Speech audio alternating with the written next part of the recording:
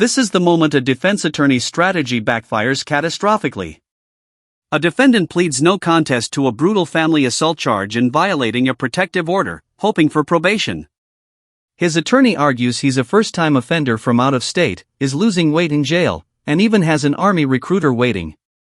But when she makes one critical mistake in her argument to the judge, the entire plea deal implodes in an instant.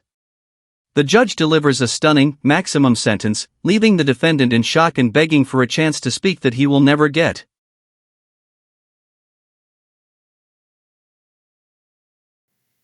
And you're Mr. Ross? Okay. Counsel, each of the cause numbers, did you receive all discovery and review it with your client? Yes, Judge. Court will find that the state is in compliance with discovery. Mr. Ross, in each cause number, did you review the application for deferred adjudication with your attorney? Did you understand it and sign it? CR 003533. You're charged with assault, family, household, impeding breath or circulation. And in cause number 2025 CR 004086, you're charged with violation of bond or protective order 2 times or more within 12 months as a third-degree felony. Range of punishment in each of those cause numbers is anywhere from 2 to 10 years in prison and up to $10,000 fine.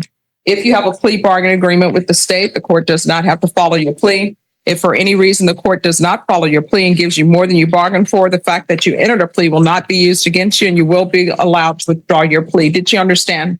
Yes, I did. In each cause number, you have a right to jury trial, a right for you or your attorney to cross-examine and confront any witnesses the state would call, and the right to remain silent. By entering into these plea bargain agreements, you were giving up those rights. Did you intend to give up those rights and enter into a plea in each cause number? Yes, I did. In each cause number, did you understand that the court would grant your application for deferred adjudication? If for any reason your deferred adjudication were revoked, the court could find you guilty and sentence you up to 10 years in the prison and up to a $10,000 fine. Yes. All right. In each cause number, has your client been able to provide you with any defenses? Yes, he has, Judge. In each cause number, do you believe he has a rational as well as a factual understanding of the charges against him? Yes, I believe he does. In each cause number, do you believe he's currently competent and was legally sane at the time of the offense? Yes, I believe so. As to both cases. But those states are drawing to which I guess we could put in the stipulations where those were days that the defendant called the victim from jail. It was reported to jail. All right. So And we've been provided with those, Judge. I'm sorry. We've been provided those. Well, are you stipulating that because he pled no contest? Is there a stipulation that he made phone calls to the complainant from the jail on December 6, 2024, and December 11, 2024, and December 15, 2024, December 20th, 2024, and January 25th, 2025?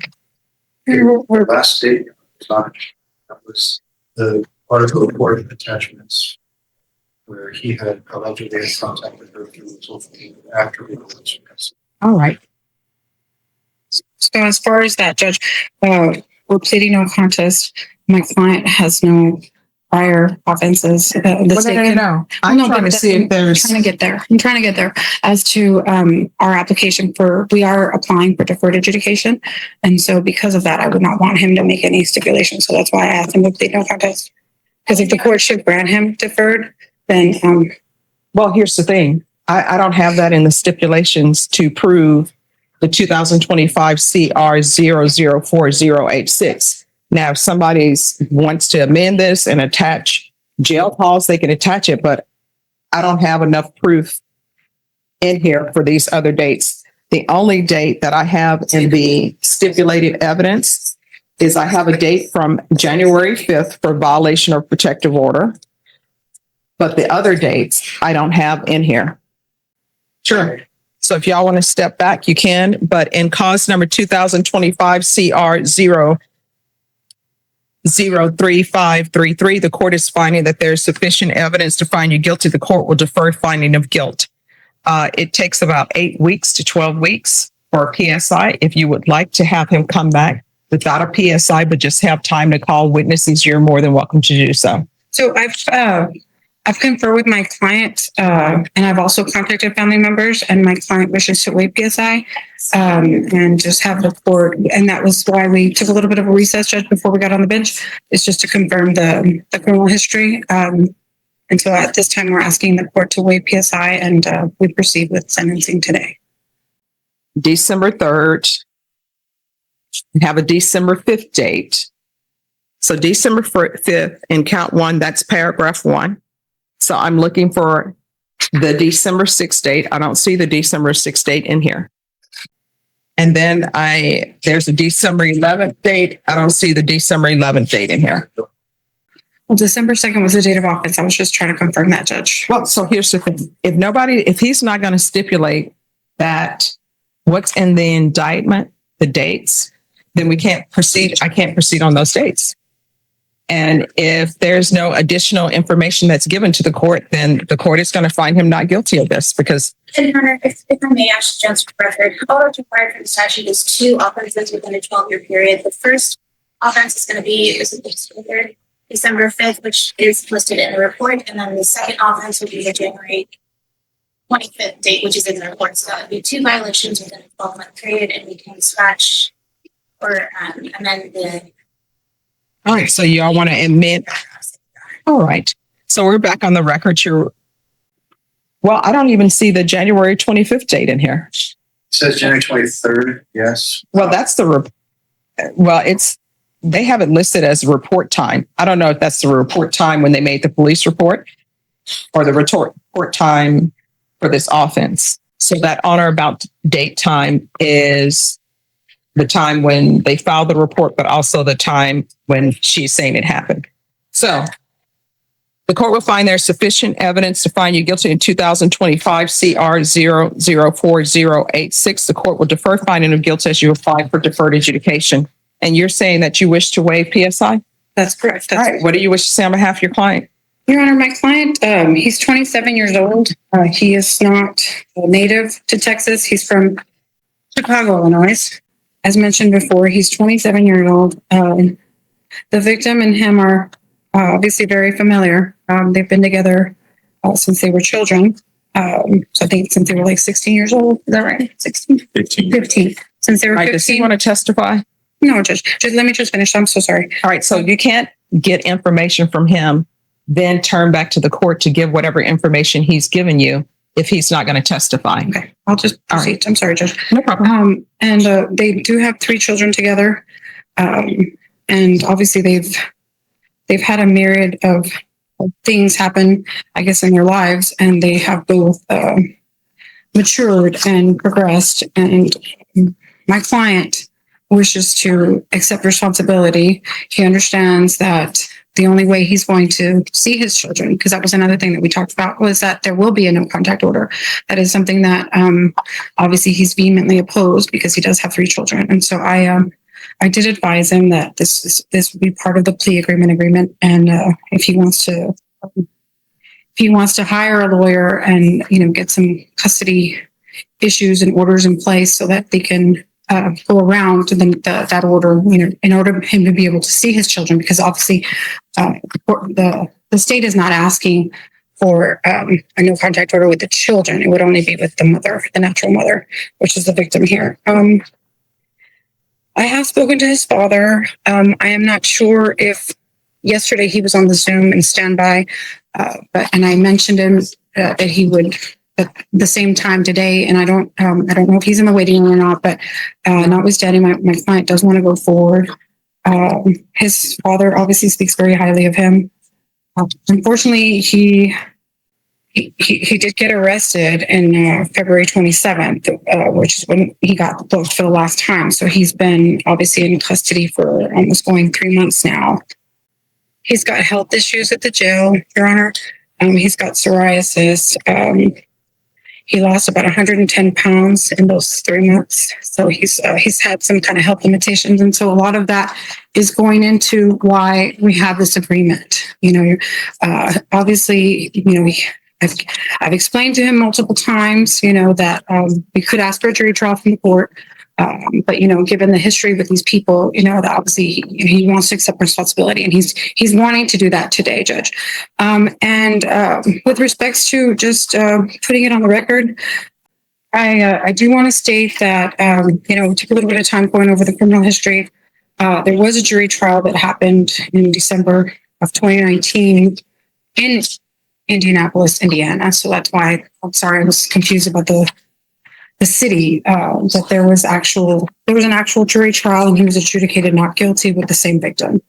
There was also, I want the court to take judicial notice of clause number 2025 CI 04103. There was an application for protective order that was made by the victim February 25th, 2025, and it was non-suited in April 17th of 2025. My understanding, and prosecutor wouldn't really talk to me too much with respect to the protective order, Ms. Colon, but she did confirm that it was non-suited due to her leaving the state. So the victim, Due to what? the witness leaving the state. Okay. So as we stand here today, we have obviously my client hasn't had any contact with her since then. And then, but she has been in contact with the state, which obviously, you know, we know that is for a fact, but obviously he's very concerned for his children. He wants to know their whereabouts. And he did meet with a recruiter, and I did speak to him on the phone. He would not come in for the PSI. His name is,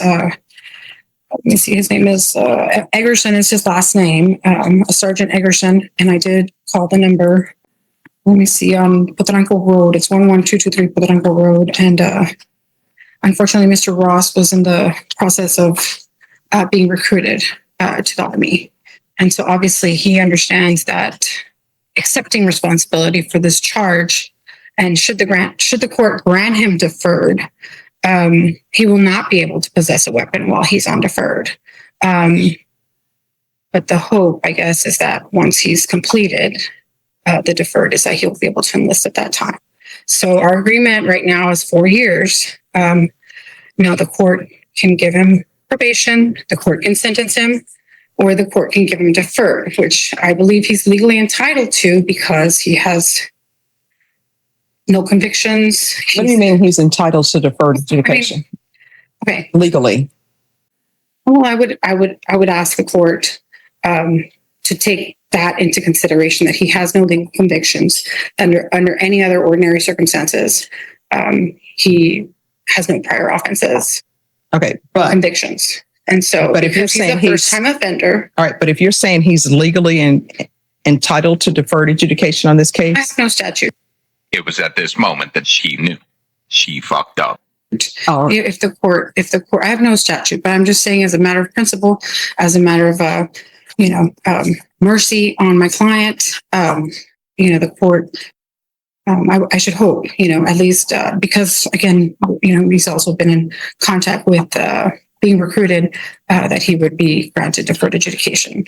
And, he wants to move on with his life. He wants to start probation. He understands that should the court grant him probation, he'll have to be here for 45 days, right? You understand? You understand it? And that if he wants his probation to be transferred to Indiana, it'll have to be transferred within that time frame. all right. So what I can And tell they'll you, have to accept that he's not a good candidate for probation. he's not. No, he's not. And let me just tell you why. Based upon everything that I've seen, there was a protective order in place, and you were calling the complainant from the Bexar County Jail. I mean, does he not understand what no contact means? No contact means no contact. And then we have this charge where you're choking her. So he's not a good candidate for probation. I'm not giving him probation. Well, In each cause number, I'm finding him guilty. I'm going to sentence him to 4 years in the prison, give him credit for any time served. There's a $1,500 fine, time and money to run concurrent. The cases are to run concurrently. There's to be no contact with the complainant and no contact with minors. And cause number 2025 CR 003533.